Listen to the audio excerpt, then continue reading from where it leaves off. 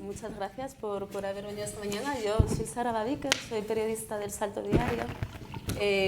Abordo sobre todo cuestiones de desigualdad y bueno, llevo un tiempo trabajando cuestiones de familia, sobre todo en relación con las familias monomarentales. Entonces, agradezco para empezar a la FAMS por haberme invitado. Llevamos años hablando, ¿no?, de las distintas demandas, expectativas y críticas desde las familias monomarentales y bueno, yo admiro mucho la labor de ciencia política que están haciendo y son una fuente de información y de mirada muy interesante.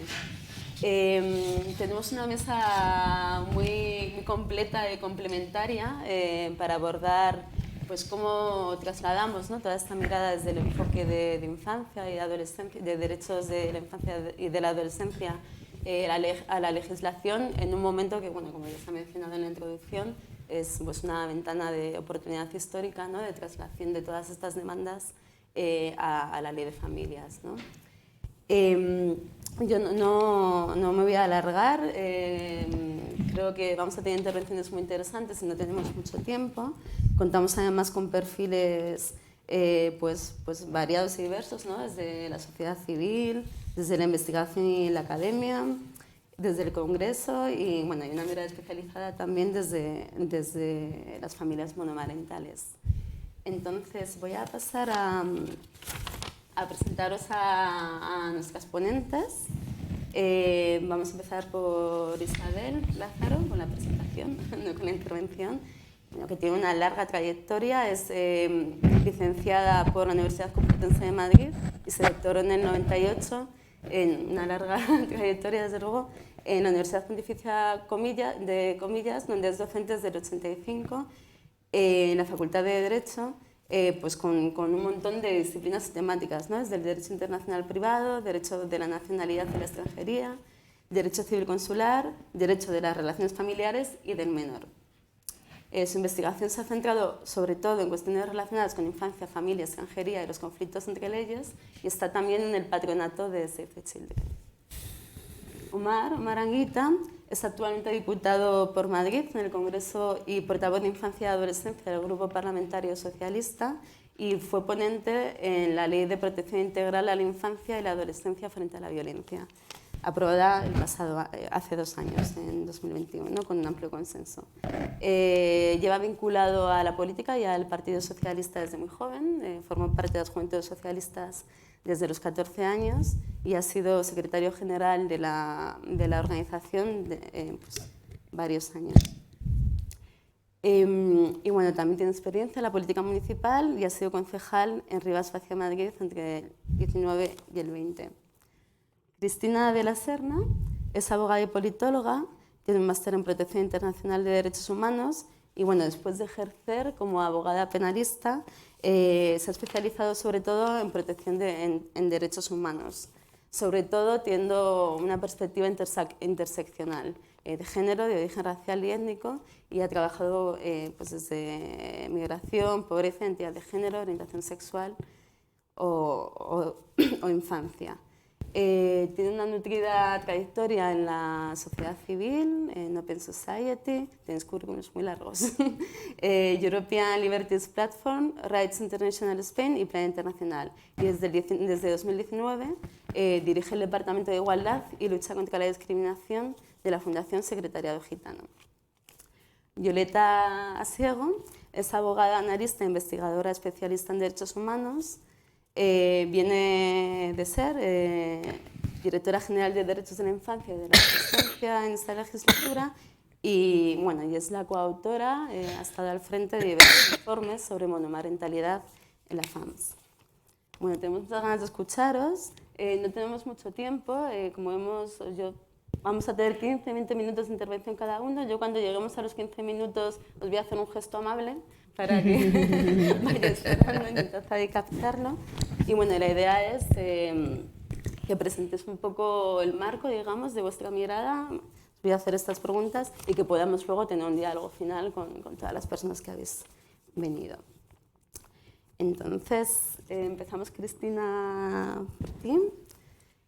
Como directora del Departamento de Igualdad y Lucha contra la Discriminación de la Fundación Secretariado Gitano Bueno, te queríamos preguntar que nos des tu mirada, ¿no?, sobre qué es la discriminación en este marco de derechos humanos y cómo afecta en el acceso a derechos, ¿no?, según cada sujeto. ¿De qué hablamos cuando hablamos de una perspectiva interseccional, ¿no?, esto que repetimos tanto y que a veces pues, está bien revisitar y reflexionar sobre ello? ¿Qué pueden hacer las personas titulares de derechos para reclamar, digamos, este acceso cuando es un objeto de discriminación? Y en concreto sobre tu trabajo dentro del Secretariado Gitano para luchar contra la discriminación y cómo se incorpora esta perspectiva interseccional. Un montón de preguntas. Cuando quieras. Pues muchas gracias, Sara, y muchas gracias también. Voy a intentar colocarme esto mejor, por cierto, que yo. No sé, he estrenado un nuevo sistema de micrófonos que creo que no me va muy bien, pero bueno, me veis bien. Bueno, muchísimas gracias, Sara. Muchísimas gracias también a la Federación de Familias Monomarentales por invitarme a esta jornada, por invitarme a esta mesa rodeada de gente a la que admiro. Y además por acercarme también, ¿no?, a esta realidad tan específica y tan importante para lo que es la igualdad de trato, el ejercicio de derechos, la defensa de la infancia, ¿no? Bueno, respondiendo un poco a las preguntas que me indicaba Sara, sobre qué es la discriminación. Bueno, la discriminación básicamente desde una concepción clásica, y es lo que protegen pues, todas nuestras leyes, nuestra Constitución, todos los marcos europeos e internacionales de derechos humanos, lo que protegen es el derecho de las personas a ser tratada de una forma igual, ¿no? O sea, de esta forma está prohibido, desde una concepción muy clásica, está prohibido tratar distinto lo que es igual, ¿no? Se habla pues eso, de una diferenciación en el trato por una serie de motivos protegidos, que no es legítima, porque dices que tratar determinadas cosas de forma diferente no es discriminar, como veremos después. Y además se habla de que haya siempre una relación de proporcionalidad entre la diferenciación, ¿no?, en el trato y el fin que se persiga, si es que hay un fin legítimo, ¿no? Pero cada vez más los estándares de derechos humanos van a una perspectiva más amplia de lo que es discriminar, y así dicen que discriminar no solo es tratar distinto lo que es igual, discriminar también es tratar igual lo que es distinto, ¿no? Y yo creo que ahí esta es la perspectiva en la que entran muchas de las cuestiones que abordaremos aquí, pero que también entran todas las cuestiones que trabajamos en mi fundación en relación con la comunidad gitana, ¿no?, y con lo que es la obligación de los estados de, por un lado, tomar acciones positivas para compensar desigualdades históricas. Esto está recogido tal cual en muchos instrumentos, en las convenciones para la eliminación de la discriminación racial o étnica, en la Convención de los Derechos de las Mujeres, etcétera, ¿no? Ya se habla de la necesidad de adoptar acciones positivas. Pero además hay que adaptar las políticas y las leyes para que realmente puedan ser disfrutadas por todas las personas, ¿no? Y ahí es cuando os digo que ya el derecho internacional considera que es una discriminación esto, ¿no?, el no adaptar, el tratar igual lo que es distinto. Esto de hecho es una cita literal de una sentencia de una decisión del comité de la CEDAW, ¿no? Entonces, si aplicamos este marco a las cuestiones que os interesan más, ¿no?, como federación, el que una madre de una familia monomarental y una madre gestante de una familia biparental tenga los mismos derechos, entre comillas, en realidad es una discriminación, porque no se está adaptando a la situación específica, ¿no? Contabas antes, ¿no?, la situación de desventaja que tenéis en cuanto a unas mayores tasas de pobreza, por ejemplo, menos recursos, etcétera, ¿no? Si el Estado no está ahí para adaptar sus políticas y sobre todo en aquello que también afecte a vuestros hijos e hijas, que también tienen que estar en la ecuación como titulares de derecho, ¿no?, de derechos, pues obviamente tenéis motivos para pelearlo desde esta perspectiva, ¿no? Me preguntabas también sobre la interseccionalidad, ¿no? Antes justo la pregunta sobre las personas con discapacidad viene un poco también a introducir este tema, ¿no? Hay veces que la discriminación afecta a las personas a quienes le atraviesan varias condiciones de vulnerabilidad, ¿no? Porque aquí un pequeño inciso muy pequeñito, porque no tenemos tiempo, ¿no? Pero yo y creo que también los estándares de derechos humanos soy de la opinión, y creo que hay un poco de debate en España sobre esto, de que la discriminación, o más bien dicho, las leyes que protegen frente a la discriminación, tiene que ser en relación con motivos históricos de vulnerabilidad, ¿no? Esto lo digo porque luego en España, por ejemplo, hay sentencias que protegen a policías por delitos de odio, ¿no? Entonces es como, bueno, los policías a lo mejor tienen otras leyes que les pueden proteger, pero esta perspectiva de lucha contra la discriminación o el odio debe ser sobre todo mirando hacia motivos de vulnerabilidad o ejes de opresión, ¿no? O como le queramos llamar, históricos, ¿no? Entonces hay veces que hay personas a las que se le atraviesan o en las que interseccionan varios motivos, como pueden ser las situaciones de las mujeres gitanas, que nosotras trabajamos con una perspectiva muy concreta, pero también puede ser la situación de una familia monomarental que además tenga falta de recursos económicos, etcétera, ¿no? Aquí lo que hay es una pluralidad de circunstancias que hacen que, por un lado, la naturaleza de la discriminación sea específica, ¿vale? Luego, muchas veces inciden en la actitud del agente discriminador, que muchas veces se ceba con esa especial vulnerabilidad de las personas. Y, por otro lado, sobre todo, lo más importante, porque tenemos que tener siempre una perspectiva, ¿no?, de poner en el centro a los titulares de derechos, a quienes sufren discriminación, sobre todo tiene un impacto en la víctima, ¿no?, en quien sufre la discriminación. De ahí que si es más grave porque el agente discriminador se ceba aún más, y por otro lado es más grave la situación en la que queda la persona discriminada, pues tienen que ser mayores tanto las sanciones como las reparaciones, ¿no?, desde una perspectiva de derechos humanos. Os daría un ejemplo de un caso, pero creo que estamos mal de tiempo, luego sí nos podría contar más, ¿no? Pero al final, os voy a poner un ejemplo muy breve, pero si un agente de seguridad para una madre joven, gitana, que va con su bebé en el carrito y que le dice que un juguete que tiene su bebé en el carrito es un elemento robado del supermercado cuando no es verdad, y cuando ella además puede demostrarlo porque ni siquiera ha pasado por ese sitio del supermercado, esto es un ejemplo real que tenemos litigado en la Fundación, y además esta madre se tiene que pasar 1 hora en una garita de seguridad con su bebé sin poder cambiarle, etcétera.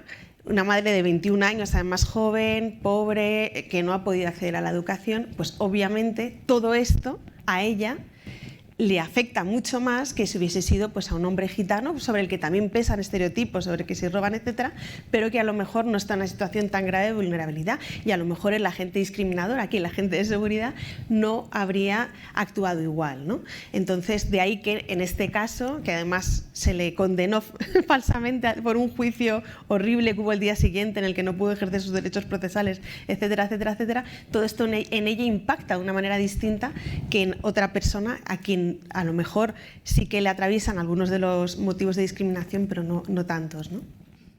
De ahí que insistamos tanto en que tanto la reparación como la sanción debe ser acorde con esta mayor vulnerabilidad. Un segundín.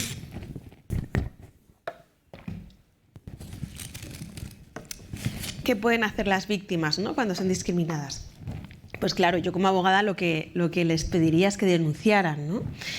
Y con denuncias que no tienen por qué dar lugar, si no lo quieren, a procedimientos más legales o judiciales, en cualquiera de los órdenes, ¿no? Puede ser el laboral, el penal, etcétera, en función de la naturaleza de la discriminación, sino también con miras a que se establezcan pues procesos más de mediación, de interlocución, con una mirada de justicia restaurativa, que también se pueda incidir en la propia persona que discrimina o en la institución que discrimina para ir tomando medidas sobre esta persona o sobre esta institución para que esto no se vuelva a repetir, pero siempre con miras a que se le repare, ¿no?, en esta vulneración de derechos, y con el objetivo también de que no se repita, ¿no?, esta situación, ¿no?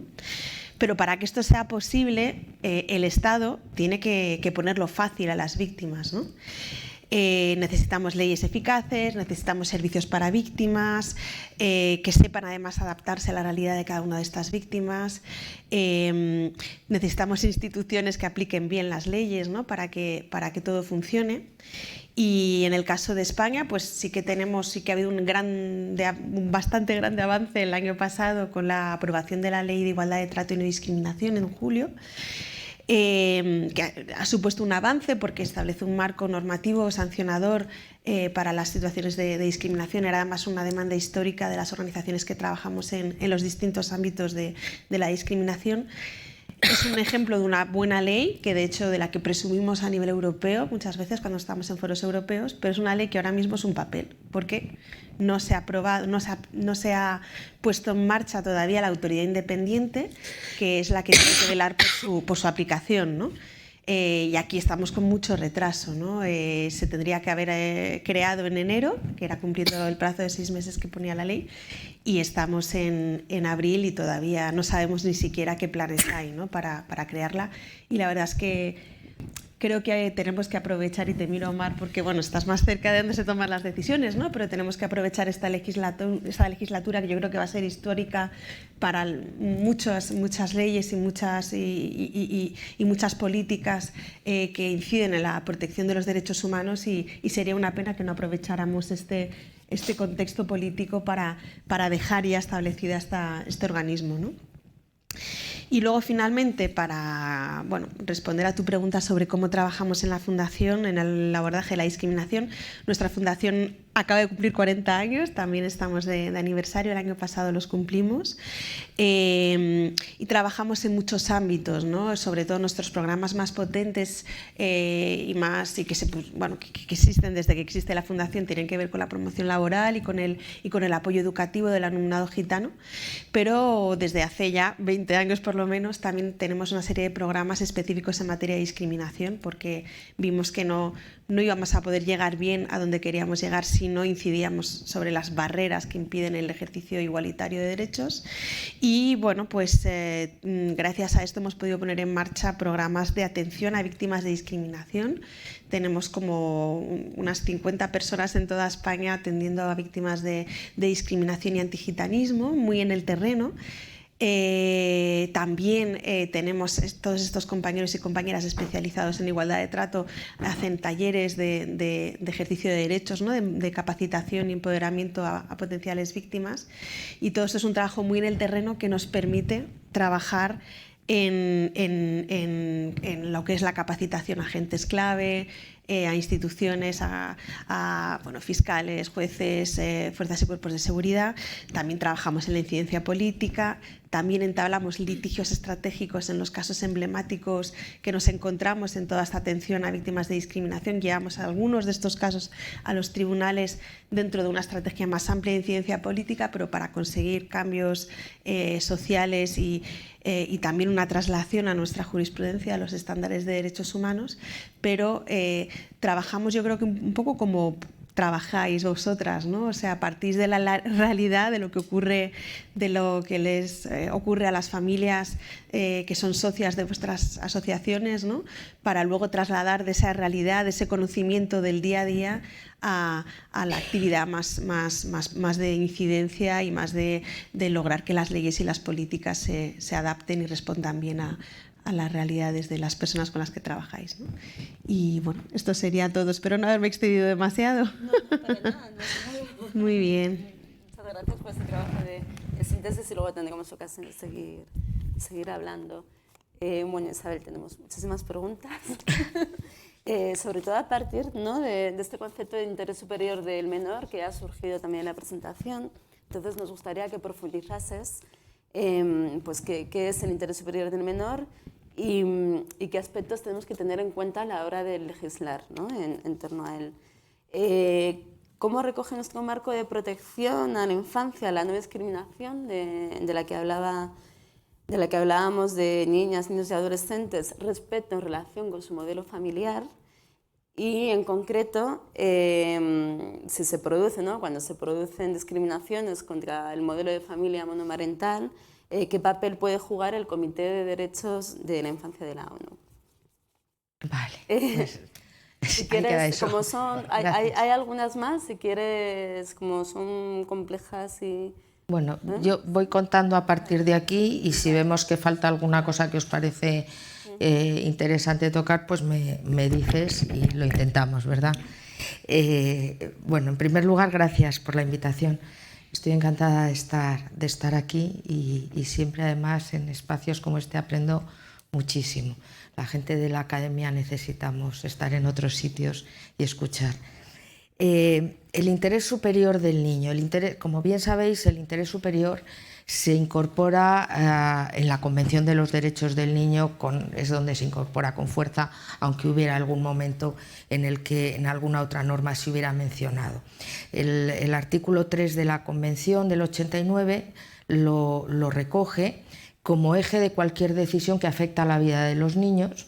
En ese momento yo creo que solo los que elaboran el texto de la Convención saben de qué están hablando, y de ahí la necesidad de ir aclarando. La ley española en el 96 también lo recoge, pero digo lo mismo, o sea, bueno, tenemos obligación porque la Convención lo ha introducido, pero no sabemos bien de qué estamos hablando.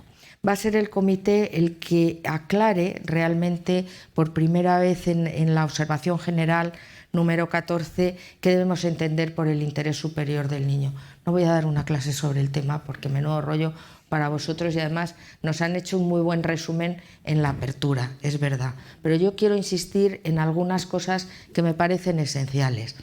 Estamos hablando de un derecho de los niños y una obligación, por tanto, de los poderes públicos de responder a ese derecho. O sea, vamos a quitarnos de la cabeza el que estamos hablando de caridades, de bonomía, de qué gente más buena somos, que nos tomamos en serio el interés de los niños. No, es que tienen derecho a que se atienda a ese interés. Y el comité, en esa observación de 2013, nos dice, en ese descubrimiento de la pólvora, de pronto, cuando los adultos nos ponemos a pensar, igual descubrimos cualquier cosa. ¿Cuál es el interés de los niños? Que se respeten sus derechos, el conjunto de sus derechos, anda claro. O sea, ¿qué nos interesa a las personas? Que nos respeten. El niño, en una situación de especial vulnerabilidad, necesita de los adultos, necesita de los poderes públicos, especialmente para que ese respeto sea cierto, ¿no?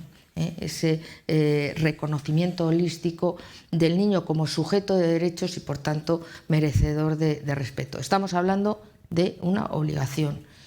Esto, el que realmente se asuma así en la sociedad, requiere de una transformación que desde mi punto de vista todavía no se ha producido del todo. Que unos cuantos estemos convencidos no significa que esto haya permeado, haya entrado profundamente en todas las capas sociales. Incluso a personas que se dicen convencidas, uno les escucha a sus propios hijos decir: ¿tú qué vas a decir respecto a dónde pasamos las vacaciones? Bueno, pues de eso estamos hablando también, aunque sea una cuestión que parece accesoria, es su tiempo libre, su tiempo de juego también, pintan algo, no son objetos que trasladamos a un sitio o a otro. Entonces, esta transformación yo creo que necesita de un largo recorrido. Esto, por una parte, es una obligación. Es una obligación que en relación con las leyes que tramitamos y aprobamos, además está recogida en concreto en ese, si no recuerdo yo mal, artículo 22 quinquies de la ley de 2015, de la ley 26 de 2015, la ley de infancia. Es necesaria una evaluación del impacto de las leyes en la infancia, es el impacto en los derechos de los niños y adolescentes. Bueno, aquí en la mesa hay personas que saben mucho más que yo de esto, pero ¿cómo se hacen esos informes de impacto? O sea, al final, si todas las oportunidades que nos dan las leyes de entrar a fondo en las cosas las convertimos en una mera formalidad, le doy al tic y ya he cumplido, entonces lo hemos vaciado de contenido. O sea, verdaderamente entramos en cada ley, no solo las leyes de infancia, sino en cada ley en general, entramos a evaluar, ¿esto mejora los derechos de los niños? ¿Es indiferente? ¿Los daña de alguna manera? ¿Cómo? Y haciendo, ahora después voy a eso, pero haciendo un recorrido por los distintos derechos, ¿no? Tenemos obligación de hacerlo, ¿eh? Hay una obligación también de impacto de género, y he visto algunas memorias de impacto que a mí no las conozco todas, ¿eh? O sea, que por eso digo, me remito a los que sabéis más de esto, por si se ha mejorado mucho la situación, y en algunas leyes es fantástico, pero decir a cuántas mujeres le afecta no sé qué situación no es hacer una evaluación de impacto. O sea, el recoger, a ver dónde tenemos datos en esta España en la que los datos además se recogen regular. No, de verdad, vamos a sentarnos y vamos a pensar dónde queremos ir, esta decisión que estamos tomando, que es una decisión de una modificación normativa o de una creación normativa, dónde nos va a llevar. Y no basta, desde mi punto de vista, está muy bien que haya una evaluación de impacto de las normas cuando éstas se crean, pero debería haber un seguimiento. Hemos pensado esto, pero ¿cómo hacemos bien este seguimiento del impacto que está causando esta norma? ¿Está respondiendo a lo que queríamos? O a lo mejor hemos actuado sobre la base de un prejuicio, en el sentido de juicio previo, que muchas veces vivimos así, y el resultado no es el que queríamos, y entonces hay que rectificar. Y a lo mejor desde la academia decimos estas cosas con más facilidad que se hacen en la vida pública, ¿no? Pero no pasa nada, rectificamos. Creíamos que esto iba a ser así, es mejor enmendar las cosas que dejarlas seguir, porque no se vea que no siempre acertamos en la toma de decisiones. Bueno, es la segunda cosa que quería decir. Tercera, ¿en qué consiste esto del interés superior del niño? Pues esa observación general nos hace unas indicaciones claras que después la ley recoge en esa reforma de 2015, en este caso en la Ley Orgánica 8/2015.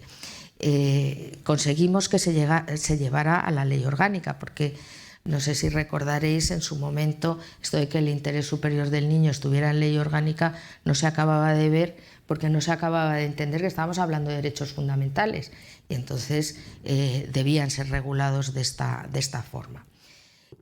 En el artículo 2 ahora se recogen unos criterios generales que sirven de guía, unos elementos de ponderación de esos criterios generales, y luego se dice también que el interés superior del niño es una regla de procedimiento, es decir, que no da igual cómo lleguemos al final, a ese resultado, que el camino también importa. Yo tenía aquí, porque esta mañana quería haber imprimido una cosa para traérmela, y como no la tengo, me lo leo, o sea, estoy con el teléfono no contestando un WhatsApp. Criterios generales. La verdad es que el legislador podría haber recogido el elenco de derechos de la Convención, los ordena de alguna manera. Protección del derecho a la vida, supervivencia y desarrollo del menor, sus necesidades básicas. La consideración de los deseos, sentimientos y opiniones del menor, o sea que va a haber que escucharle y darle participación progresiva. Conveniencia de que su vida y desarrollo tenga lugar en un entorno familiar adecuado y libre de violencia. No se trata solo de mirar, aquí se ha dicho, ¿no?, pero insisto en ello, ¿no?, porque forma parte del interés superior del niño, solo de mirar si el entorno es adecuado, sino hacerlo adecuado. O sea, es una obligación de los poderes públicos tender una mano para que ese entorno sea adecuado. Y me imagino que saldrá nuevamente, no voy a insistir mucho más, las familias monomarentales, especialmente las monoparentales también, pero las monomarentales especialmente están en un riesgo de exclusión y de pobreza mayor que el resto de las familias. Por tanto, que ese ambiente familiar sea adecuado es una exigencia muy seria en este sentido. Y estoy muy de acuerdo en eso con Ricardo, con lo que dice Ricardo. Esto, quienes me conocen más de cerca saben que yo lo repito muchas veces. La conciliación no consiste en lo que estamos haciendo. Esto es una mentira, es un engaño para las mujeres. Nos están tomando el pelo, de verdad, ¿eh? Yo ya soy mayor y ya digo que ya he vivido la mayor parte de las angustias que se pasan con la maternidad y esas presiones del entorno, pero es que no puede ser esto. No es una cuestión de que nos auxilien en colocar a los niños y que ese auxilio pueda ser más o menos barato. Va a depender de la comunidad autónoma, de que se privatice o no se privatice según se mire, porque, bueno, si tenemos políticos, lo voy a decir, que es que yo no sé callarme, si tenemos políticos que cuando miran alrededor no ven pobres, pues claro, no ven la necesidad de situar, de colocar pues otro tipo de soportes para la vida familiar. Y esto me parece tremendo, ¿no? Estaba diciendo de la conciliación. La conciliación es una exigencia, también pesa sobre todos, pesa sobre, desde luego, sobre las leyes y sobre la evolución de las leyes, pero pesa sobre una mentalidad general de trabajar de otra manera, de otras exigencias en los ámbitos de trabajo, para hacer una vida posible. Si uno trabaja 24 horas de las 24 que tiene el día, es posible que produzca más. No al mismo nivel, claro, porque no lo resiste nadie, pero no se trata de esto. Se trata de hacer una vida que sea vida para todos. Bueno, pues en esa consideración, efectivamente, el papel de la no discriminación que exige la Convención de Derechos del Niño, que exige nuestra normativa, se traduce en un mayor apoyo, un apoyo específico, atendiendo a las necesidades y colocando al niño en el centro, porque efectivamente aquí el centro lo ocupa el niño y no los adultos que acompañamos ese crecimiento y desarrollo del niño hasta que llega a su edad adulta. La preservación de la identidad, cultura, religión, convicciones, orientación e identidad sexual o idioma del menor, así como la no discriminación del mismo por estas o cualesquiera otras condiciones. Aquí lo tenemos como parte integrante esencial del interés superior del niño. Como os decía, la ley también nos dice que estos criterios deben ponderarse con unos elementos generales. Pues la edad y madurez del niño no va a ser la misma a lo largo de toda su vida. Hay una exigencia, también en esto yo tengo la sensación, perdonadme que os hable así muy directamente y con mucha sencillez, ¿no? Pero yo tengo la sensación de que nos han tomado el pelo a algunos, porque se utiliza el apego, la necesidad del niño, a veces como muy exigente y a veces no importa nada. O sea, puede estar en cualquier sitio y con cualquiera. Bueno, pues las primeras etapas en la vida de un niño son muy exigentes para quienes están encargados de la crianza, porque son decisivos esos momentos. Entonces tiene que crearse un espacio que realmente permita al niño un desarrollo adecuado, ¿no? Necesidad de garantizar otra vez su igualdad y no discriminación por su especial vulnerabilidad. Y se establecen en esta norma especiales vulnerabilidades que puede sufrir el niño. A todas ellas habría que atender y recorrerlas para determinar si la norma que estamos creando o cómo la estamos aplicando de verdad respeta el interés del niño. Soluciones estables. El niño necesita de estabilidad, que se le prepare para el tránsito a la edad adulta e independiente. O sea, en cada uno de estos elementos podíamos pararnos y poner ejemplos realmente que nos ayuden. Pero, para terminar con el contenido del interés, así en este recorrido rapidísimo, me parece que es esencial la cuestión, esa consideración del interés superior como regla de procedimiento. O sea, tiene que estar revestido de unas garantías. El niño tiene derecho a participar en las decisiones que le afectan. no sé, a lo mejor en esta ley de familias, y ya voy terminando, convendría llevar a los niños un día al Congreso y que nos contaran qué piensan ellos de lo que se establece en esta ley. Y no para figurar, no para hacer la foto de familia y que parezca que nos interesa también lo que piensan los niños, sino porque nos lo creemos y nos metemos en ellos. Y eso exige que les informemos adecuadamente para que puedan conformar una opinión, elaborarla y participar con sentido, y que les demos respuesta. Que después, con eso que hemos recibido de los niños, les demos respuesta. De las garantías del procedimiento, yo destacaría en este momento fundamentalmente esa y la motivación.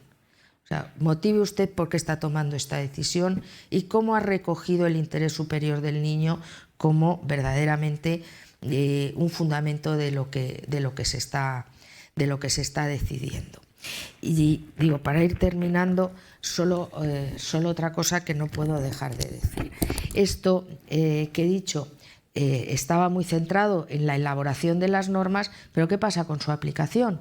Tenemos ahí el interés superior del niño echado a rodar, pero si miramos, yo esto lo hago de vez en cuando, estudiarme las sentencias en una determinada materia, digo, Dios mío, ¿dónde estamos? O sea, todavía, efectivamente, este recorrido no se hace y decimos que interesa al niño lo que nos interesa a los adultos, sin más contenido. ¿Qué le va a venir bien al niño? Pues esto, que es lo que yo pienso, es lo que hacían mis abuelos, porque además la gente, según se va haciendo mayor, esto es muy curioso, yo me lo tengo que estudiar porque soy un bicho raro, pero según se va haciendo mayor justifica el pasado. Y está bien, o sea, el pasado no hay que juzgarlo con ojos del presente, pero hay que mirar siempre para adelante. Y la vida cambia y hay que mirar con los ojos de lo que viene después, para hacerlo mejor. Bueno, entonces, ¿qué es lo que nos hace falta? Muchísima formación. Cuando hablo de formación no me refiero a formación solo en lo intelectual. Quienes nos dedicamos a la academia parece que nos centramos en eso siempre. Ya hemos oído todo el rollo del interés superior del niño, todos. No, hace falta una formación que vaya a lo emocional y a lo vivencial, para que quienes toman decisiones, quienes aplican las normas, las apliquen también desde ahí, comprendiendo esa parte de vivencia, comprendiendo de qué estamos hablando de verdad, poniéndose en la piel pues, de un niño que vive en una familia monomarental, por ejemplo. Ponte en la piel. ¿Qué necesidades tiene? Ahora toma decisiones desde ahí. Perdón. En ese sentido, había quedado en el tintero una pregunta muy concreta que pone en relación lo que comentabas, ¿no? De los tiempos y del engaño, que es la conciliación y el interés superior del menor. Sobre, pues en el caso concreto, por ejemplo, ¿no? De los permisos parentales, ¿no? Que es un reclamo histórico de su duplicación. ¿Cómo se puede velar, ¿no? ¿Qué herramientas hay a la hora de legislar para que se aplique, para cumplir con la Convención de los Derechos del Niño, para que no se dé esta discriminación? ¿Qué herramientas se pueden establecer? Hombre, en esto yo creo que, aparte de la modificación de las leyes, respondiendo a esta necesidad, pues a la inspección de trabajo, es decir, que es que la cuestión es que esto lo integremos de manera que ¿cómo se actúa aquí, ¿no? ¿Cómo están actuando las empresas? ¿Podemos vivir las mujeres con la amenaza de que si nuestro permiso para atender a nuestros hijos es mayor, esto va a tener una sanción no directa, ya directa no se atreven, ¿no? Pero ¿cómo se está tratando eso y cómo lo sacamos a la luz? O sea, ahí también tenemos una tarea de incidencia tremenda, ¿no? Bien. Hay alguna pregunta, pero si podemos dejarla para el final. Creo que nos referíamos más bien a desde la ley, ¿no? Cómo evitar que la ley reproduzca esta discriminación, pero si querés vamos siguiendo con las palabras y al final podemos tener este debate. Bueno, Omar, nada, muchas gracias. Tienes un lugar aquí especial, como hablando desde el Congreso, ¿no? Creo que vas a ser interpelado de otras formas. Y bueno, como miembro de la Comisión de Infancia y Adolescencia del Congreso, nos gustaría que nos explicases un poco qué es esta comisión, cuáles son sus funciones, digamos, y para qué sirve, ¿no? A la hora de velar para que las leyes incorporen esta perspectiva de la infancia. También te queremos pedir un pequeño recorrido, ¿no?, de las diferentes iniciativas presentadas y aprobadas en el Congreso y de qué maneras han tenido presentes las necesidades específicas de las familias monomarentales. Y qué políticas y leyes hacen falta para que esta tendencia que ha surgido, ¿no?, en distintos momentos en esta conversación, pues sobre la mayor vulnerabilidad de las familias monomarentales, estos números, estas tasas de pobreza que duplican las de las familias biparentales, pueda remitir y no seguir ahondando, digamos, en estas diferencias. Y si, bueno, a raíz de estos últimos años has podido observar un cambio de sensibilidad en el Congreso, ¿no?, respecto a las necesidades de las familias monomarentales. ¿Y cuáles piensas que son las dificultades que todavía están impidiendo, digamos, que se avance hacia una igualdad total? Pues muchísimas gracias, Sara. Es un placer escuchar a las ponentes que tengo hoy alrededor y voy a pediros disculpas porque yo se suponía que a las 11:30 me tenía que ir, tengo una reunión a las 12 en el Congreso, ya he dicho que voy tarde. Voy a ser más breve porque quiero escuchar también a Violeta y sobre todo poder escucharos a vosotras. Las preguntas que has hecho son bastante básicas en la manera que lo voy a explicar. La Comisión de los Derechos de la Infancia, os voy a contar mi caso. Yo llegué en febrero del año 2020, yo iba al número 12 en la lista de aquí de Madrid y cuando hablé con Adriana Lastra, que era la secretaria, la portavoz del Grupo Parlamentario Socialista, yo pedí estar en la Comisión de Infancia porque se iba a tramitar la LOPIBI y era algo que me tocaba muy de lleno, que estaba muy comprometido y quería participar. Pero es cierto que me dijo, oye, después de la LOPIBI es verdad que la comisión queda un poco más coja porque no tiene mucho más recorrido legislativo.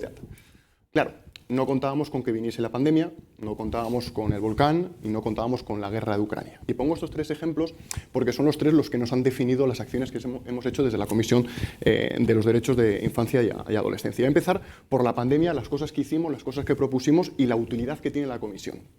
Antes de todo eso, cojo el guante y recojo el guante a todo lo que habéis dicho, especialmente por la conciliación. La gran avance laboral que hemos hecho ha sido la reforma laboral. Y la siguiente reforma laboral lo que tiene que tratar es la conciliación. Estamos pasando a tener la sensación de que no vivimos, sino que trabajamos para vivir. Me ha dado por ver, ahora cuéntame, y veía como un salario daba de comer a 5, 6, 7 personas. Y veo el caso de mi padre, que es el mayor de 11 hermanos, donde mi abuela no trabajaba y mi abuelo sí. Y vivieron los 11 en un barrio muy humilde como es Vallecas, pero nunca pasaron hambre. Sin embargo, ahora yo me planteo con 33 años que voy a hacer ahora tengo un buen sueldo porque soy diputado, no me quejo en absolutamente nada, pero es algo que se me acaba en diciembre y que yo nunca antes he tenido. Y cuando yo me planteo con mis amigos, con 1.500, 1.600 euros, plantearte hacer una familia, me parece una auténtica locura. Por tres motivos. Primero, porque no hay estabilidad. Tú tienes la tranquilidad de poder meterte en ese jardín, que es algo maravilloso, pero es un jardín. Segundo, porque no tienes la posibilidad de emanciparte. Y tercero, porque luego al final no tienes la capacidad de mantenerlo. Porque el IPC sigue subiendo, porque la inflación sigue subiendo y cada vez hay más problemas. Y esto yo lo veo desde la perspectiva de hombre. Y cuando yo me pongo en vuestra piel, si ya era una cuesta arriba, se me hace con viento en contra. Si hubiese un foro de debate económico en el aula 2, la audiencia sería muy diferente. Habría muchísimo más hombres y la ponencia sería muy diferente, porque estaría lleno de hombres. El día que estemos aquí más hombres, convencidos, implicados, coordinados, creyéndonos, pero no solamente por decirlo, sino también, y aquí hay gente que está en la comisión y me ha visto en la comisión, peleando cada avance que podamos hacer para romper todos, los suelos pegajosos, los techos de cristal, todo, para que el día de mañana cuando hablemos de igualdad no sea una utopía, sino una realidad, ese día estaremos aquí muchos más hombres y muchas más mujeres en el foro económico. ¿Con esto qué quiero decir? Uno, que para hablar de infancia, para hablar de igualdad, para hablar de igualdad de oportunidades hay que romper sociológicamente nuestra sociedad. Nosotros seguimos siendo una sociedad muy machista, muy patriarcal, y yo en esta reconstrucción que me estoy haciendo de deconstrucción de machista que soy, porque soy hombre, he nacido con una educación no basada en el machismo, pero sí basada en micromachismos que me han hecho cometer muchos errores durante mi vida. En esta evolución que yo estoy haciendo, yo me estoy dando cuenta de que lo primero que tenemos que hacer es que esto no es una guerra de las mujeres. Esto, lo que hoy estamos aquí hablando, no es una guerra vuestra. Esto es una guerra de todos. todos, pasando por las instituciones, pasando por las academias, pasando por la sociedad civil, pero sobre todo por las administraciones públicas. Quienes me han visto a mí participar en la Comisión de Derechos de Infancia, soy una persona, lo he dicho, vengo de Vallecas, soy una persona humilde, trabajadora, pero muy comprometida. Ha habido varios temas que han tocado, y antes lo comentaba la compañera, y he trabajado mucho con el secretariado gitano.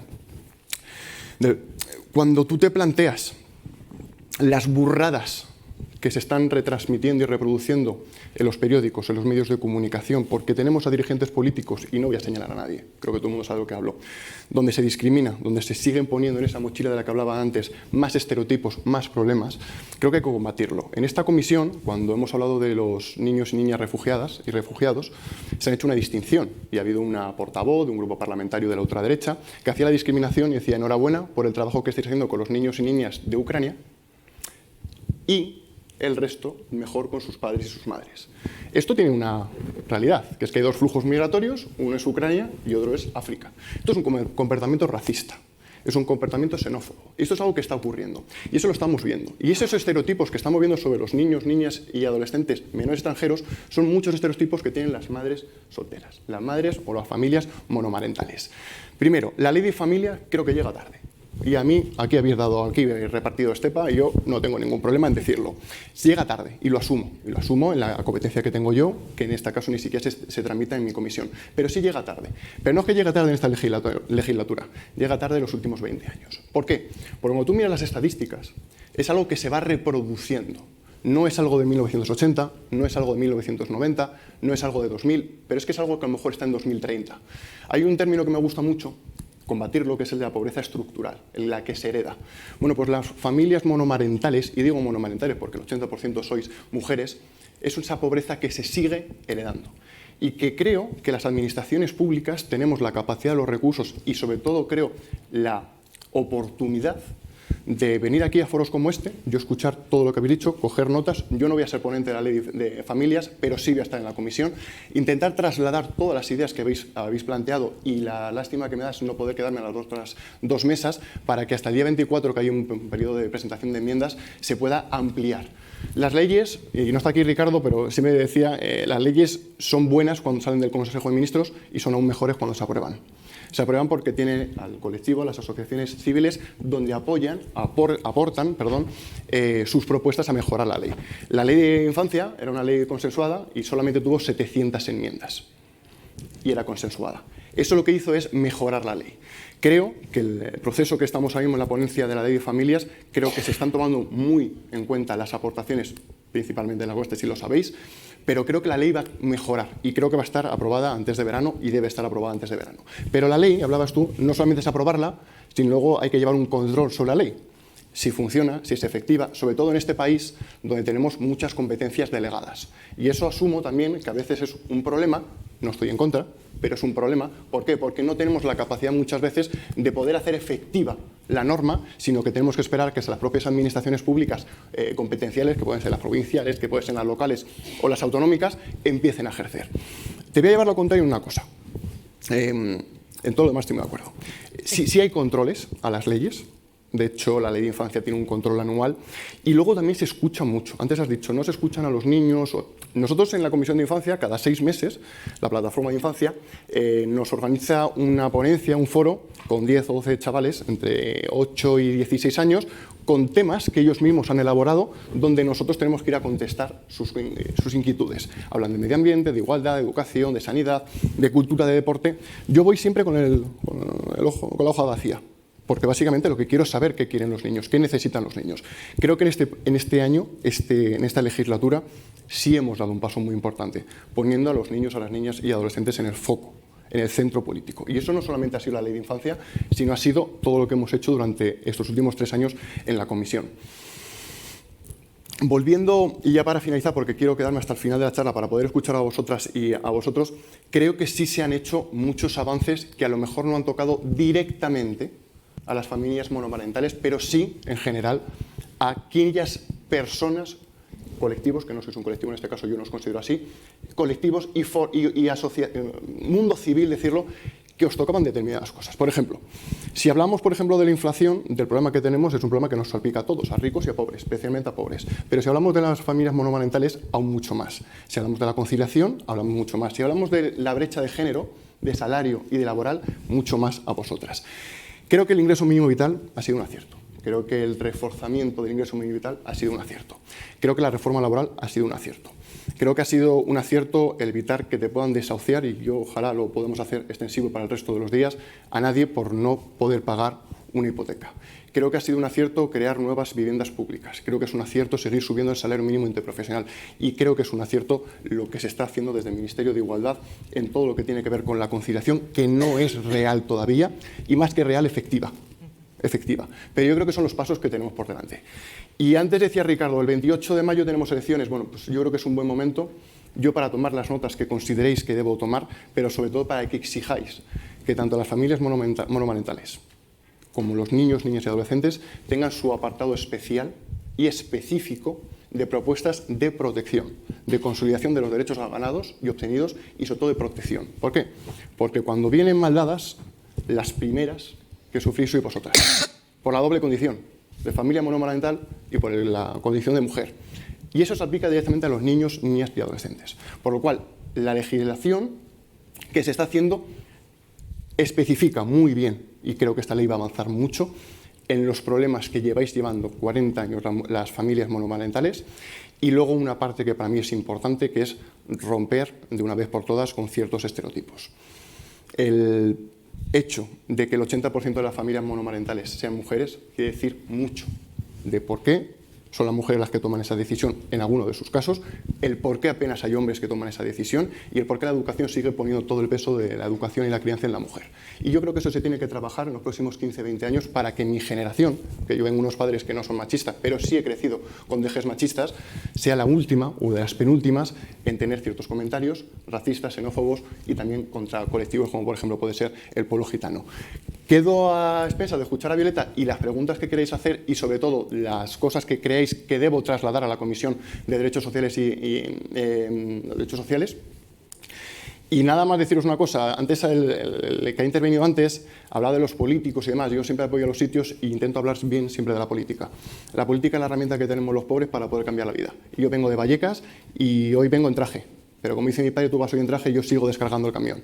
La política es la única herramienta que tenemos. Yo os pido que hagáis un esfuerzo por no generalizar, porque no es justo.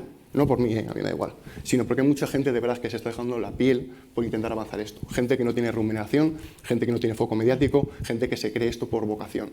Yo voy a hacer esa defensa, izquierda, derecha, centro, lo que sea, a todos, porque creo que la herramienta que tenemos es la política.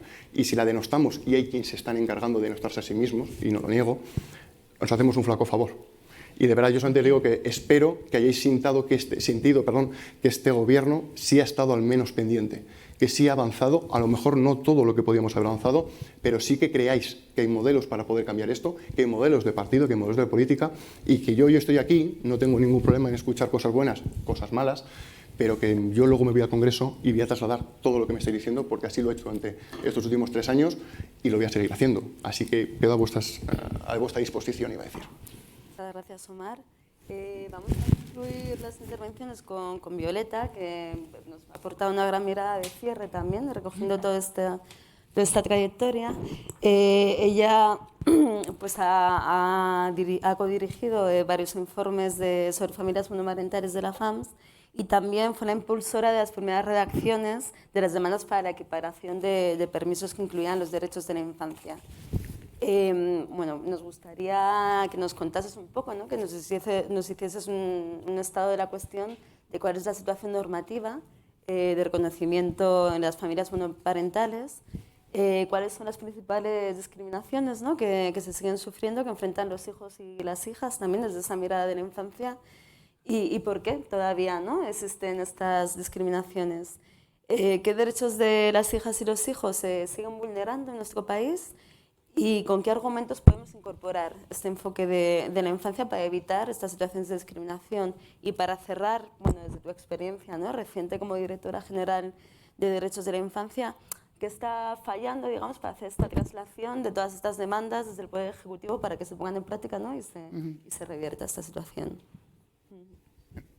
Bueno, pues muchas gracias, Sara, muchas gracias a FAMS y un lujo poder estar con Omar, Isabel y con Cristina. Vamos, aquí sí que quiero reconocer, yo he podido tener la oportunidad de compartir Comisión de la Infancia con Omar y realmente reconozco que es de los miembros de la comisión, de los políticos, bueno, pues con los que es un gusto trabajar, ¿no? Porque efectivamente lo que dice, que se toma en serio, ¿no? Pues toda esa defensa de los derechos de la infancia y también de una manera valente, ¿no? Porque a veces en las comisiones se dan situaciones muy complicadas, ¿no? En las que estás escuchando cosas que no das crédito poder estar escuchando, bueno, pues cómo se ha hecho esa defensa de los derechos de la infancia, ¿no? Son muchos temas los que están ahí. Es verdad que hemos también comentado algunos aspectos que me parecen importantes. Quizá el primero de todo es por qué cuesta tanto, ¿no? Incorporar esos derechos de la infancia en las leyes y, por ejemplo, por qué nos encontramos ahora pues, con todos los litigios, todos los juicios, ¿no? Los permisos parentales, esa equiparación y además con sentencias, la última del Supremo absolutamente disparatada, ¿no? Respecto a cómo argumenta el que no hay que equiparar esos permisos porque está pensando más en el interés de la seguridad social, del Instituto Nacional de Seguridad Social, que en el interés de la infancia, ¿no? Y basta leer la sentencia para verlo, ¿no? Pero es verdad que aquella ley, cuando se aprobó la ley de los permisos, yo creo que escenifica perfectamente lo que pasa en muchas ocasiones, ¿no? Cuando se piensa en familias, que es que no se piensa en las familias monomarentales, ¿no? Que no se piensa en las familias biparentales y que se piensa en un modelo que es el modelo biparental, que es el modelo de familia convencional, el modelo de familia tradicional, al que ya tienen acceso también, al que tenemos acceso las personas que somos LGBTI, pero que cuando ese modelo es otro modelo, que es el de una única progenitora, un único progenitor, que además puede darse por diferentes circunstancias, desde lo que es la libre elección a tener una familia y un acceso a las técnicas de fecundación asistida, pero que hay circunstancias que dan a la monoparentalidad, que son circunstancias sobrevenidas y que en muchas ocasiones también hay que tener presentes porque son fruto de rupturas vitales, de rupturas amorosas, de rupturas de proyectos de familia y en ocasiones además esas rupturas, y tampoco está analizado desde el ámbito de la violencia machista, de rupturas que en sí contienen violencias machistas, ¿no? Como en muchas ocasiones puede ser el impago de las pensiones, que muchas mujeres se ven con una circunstancia, ¿no? De violencia económica, siendo además familia monoparental, sin que nadie reconozca que están viviendo una situación de violencia machista, ¿no? Y en la más absoluta soledad del desamparo normativo, ¿no? Esto para decir que las familias monomarentales vienen siendo objeto de discriminación bueno, pues desde hace muchos años y, como decía bien Cristina, ¿no? Esas discriminaciones, cuando hablamos de discriminación, yo sí soy de las defensoras, ¿no? De que es importante anclar discriminación a motivos históricos de discriminación, ¿no? Porque si no, al final lo que estamos es confundiendo un poco el escenario, estamos dando pie a quienes oprimen, a quienes discriminan, no tengan acceso a situaciones de protección que están concebidas desde una especial protección y desde un especial reconocimiento de una vulnerabilidad que además nos tiene que hacer pensar como sociedad cómo estamos construyendo las estructuras para perpetuar esas opresiones y esas desigualdades, ¿no? Y esa discriminación histórica es una discriminación que viene de la dictadura franquista, que viene de una serie de modificaciones que se hicieron en el Código Civil y en el Código Penal a raíz del golpe de Estado que se produjo en el 36 y que desde ahí además se derogó toda una serie de reconocimientos, avances legales que se habían producido en la Segunda República y que esto además no tiene que ver ni con estar a favor de la República ni en contra de la dictadura, es que estamos hablando de un marco normativo que si se estudia simplemente desde lo que es la historia del derecho se ve clarísimamente, ¿no? Y esto es uno de los capítulos con los que yo más orgullosa me siento de las monografías que se han hecho para la Federación, ¿no? Que habla de todo ese recorrido histórico, de cómo la evolución histórica de las leyes ha ido en contra de las familias monomarentales y en contra de las mujeres que han tenido o que han decidido tener a sus hijas y hijos en proyectos solitarios o que se han encontrado con circunstancias en las que tenían que hacerse cargo de esos proyectos, ¿no? Y cómo el franquismo a estas personas, a estas mujeres en concreto, las estigmatizaba, las encerraba, las maltrataba, las sometía a adoctrinamiento y las trataba de reparar, de reeducar y de alguna manera, bueno, pues una serie que es tremendo, de maltrato, ¿no? en el que te das cuenta de cómo la religión y cómo la ideología de la derecha, pues de alguna manera quiere, ahí sí, adoctrinar en un modelo concreto de familia, y quien se sale de ese modelo tradicional, ¿no? Del ángel del hogar, que es la mujer, y del hombre proveedor, que es el que tiene que sostener a la familia, bueno, pues que cuando se rompe esa estructura familiar, bueno, pues hay un castigo social, hay un castigo civil, hay un castigo penal que dio pie a toda una serie de circunstancias realmente dramáticas y que además estaban amparadas por el Real Patronato de la Mujer, que yo creo que es muy interesante en ese sentido poder leer ahora muchas de las cosas que están saliendo ahí. Esa es una parte de la historia que no se conoce y es una parte de la historia que además la Ley de Memoria Histórica, de la que nos podemos sentir pues, orgullosas en muchos aspectos, olvida y omite por completo, que es el que ha hecho el franquismo con las mujeres y con las madres solteras y con las madres solas. Esa parte se olvida, ¿no? Y desde ahí es una parte tan absolutamente vergonzosa, tan absolutamente, había tantas alianzas, tanta gente consintiendo que eso estuviera sucediendo, ¿no? Pues que al final se ha borrado, y eso es algo que ya para empezar se olvida, ¿no? Y si olvidamos un poco de dónde venimos y ni siquiera somos capaces de tener esa memoria a nivel institucional y a nivel legal, incluso desde gobiernos progresistas, pues difícilmente lo vamos a tener presente a las familias monomarentales en una equiparación de permisos, o vamos a tenerla en cuenta en otra serie de normas como pueden tener que ver con la fiscalidad, cuando estamos hablando en el ámbito estatal, pero también cuando estamos hablando en el ámbito autonómico, pues de la vivienda, o cuando estamos hablando en el ámbito municipal de temas de ordenanzas, ¿no? Y miro a Miriam, y miro a María, y miro a Carmen, porque están trabajando mucho desde la incidencia política en cómo hacer que las instituciones, las administraciones públicas en los 3 niveles puedan tener presente una multitud de situaciones de discriminaciones directas y sutiles que se están dando hacia las familias monoparentales en todos los ámbitos, ¿no? En ese sentido, cuando hablamos de qué discriminaciones a las familias monoparentales sufren, todas. Esto es, no hay ámbito que tú no cojas que no observes que hay una discriminación, porque hay un olvido continuo, no se las incorpora, no se las recoge, ¿no? Ves el plan de vivienda y no aparecen más que nombradas, así, diseminadas, ¿no?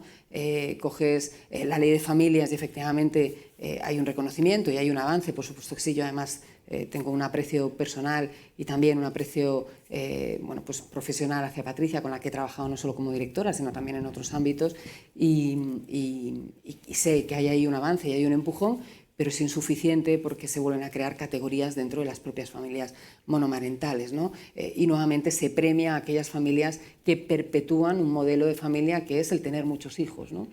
Si tienes muchos hijos vas a ser familia numerosa, y si solo tienes un hijo, que además es el 70% de las familias monoparentales, no vas a ser familia numerosa. No, es que no estamos entendiendo bien esa diversidad familiar, no estamos entendiendo bien qué familia es con una persona, con 2, con 3, y que además la unidad familiar encabezada por una única progenitora sostiene y soporta bueno, pues toda una carga de cuidados que hay que también de alguna manera agradecer desde el Estado y desde el Gobierno, desde las administraciones públicas, porque es una carga de cuidados que el Estado debería de compartir, las administraciones públicas deberían compartir con las familias, ¿no? Esto es algo, en ese sentido se está siendo muy egoísta desde la administración pública frente a las familias monoparentales, a las que se les deja todos los cuidados, y luego, bueno, pues no garantizamos y no damos y no aportamos, y se entiende más como se estuvieran regalando derechos, ¿no? Ha habido titulares en el tema de los permisos por parte de determinados medios conservadores, pero también progresistas, que nos ponen en evidencia que no se entiende nada cuando hablamos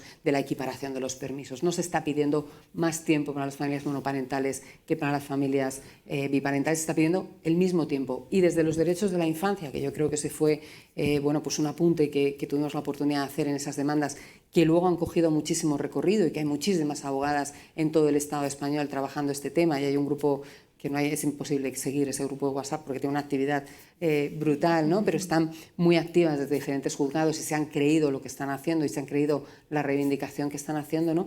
Pero el tema del enfoque de los derechos de infancia ahí ha sido clave para que muchas sentencias den la razón a las madres en cuanto a que tiene que haber una equiparación de permisos, porque la Convención de los Derechos del Niño efectivamente dice que los niños no pueden ser discriminados en función de su modelo familiar, ¿no? Y esto es algo que es clarísimo y que es evidente. Por eso la sentencia del Supremo de repente hace una cosa que es absolutamente inaudita e incomprensible, que es que piensa más en el Instituto Nacional de la Seguridad Social y en sus presupuestos que en las familias monoparentales y en los niños y en las niñas, porque eso representa un cambio de modelo respecto al tema de las prestaciones por parte de la Seguridad Social, que sí se está dispuesto a hacer para familias biparentales, como estamos viendo, pero no se está dispuesto a hacer para familias monoparentales, con lo cual nuevamente nos encontramos con que las familias monoparentales no se las considera familias completas, no se las considera familias, se las considera familias de segunda, aquellas familias, bueno, y entonces ahí tenemos un problema bastante grave, ¿no? Que ese estigma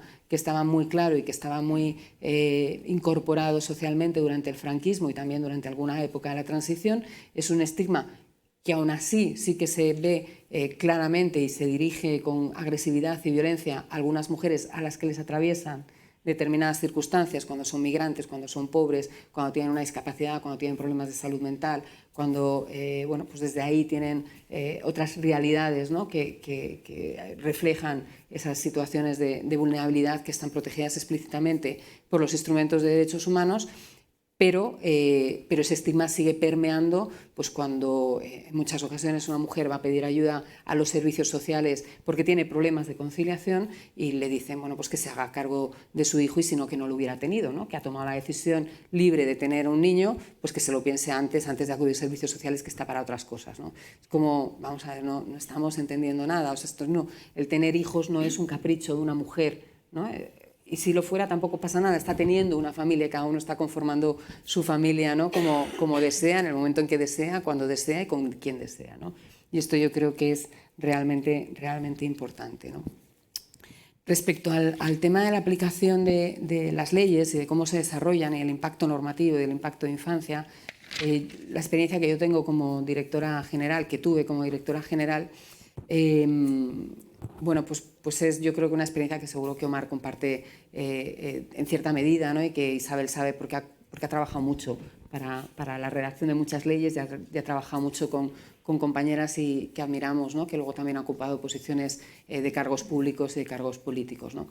Y es que el enfoque de infancia no está incorporado en la mente de muchas de las personas que trabajan incluso en materia de infancia, ¿no? Y que trabajan incluso en entornos que se supone que son sensibles de infancia, ¿no? Y entonces ese impacto de infancia que tienen que tener las leyes, pues efectivamente al final se convierte en una checklist, si lo tiene o no, y además en aquellas leyes en las que se supone que directamente abordan a la infancia.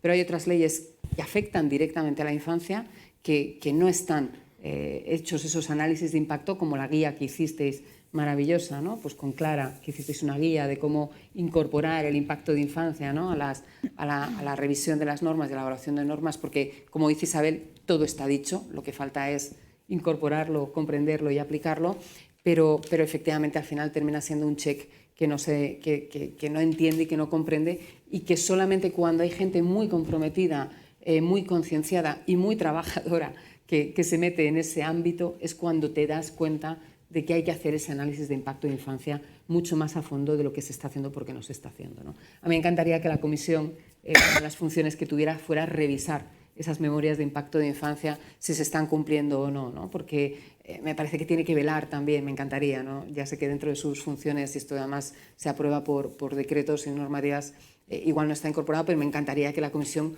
pudiera velar hasta qué punto las normas que se aprueban están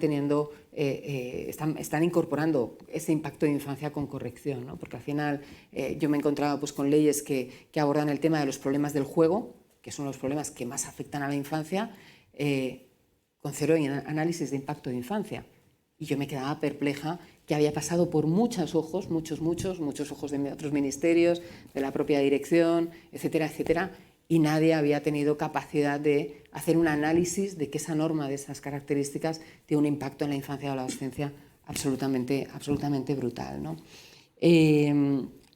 Yo creo que ahí es muy importante en esos argumentos para incorporar el enfoque de infancia el tener clara cuál es la convención, pero el creerse efectivamente que los niños, las niñas, los niños y los adolescentes son sujetos de derechos, ¿no? Porque en la medida en que tú te crees que son sujetos de derechos y no son objeto de derechos, es cuando puedes incorporar también esa mirada de infancia, y eso es también hacer un cambio y una transformación, un cambio de paradigma y una transformación de cada una y de cada uno de nosotros de cómo nos relacionamos con la niñez, ¿no?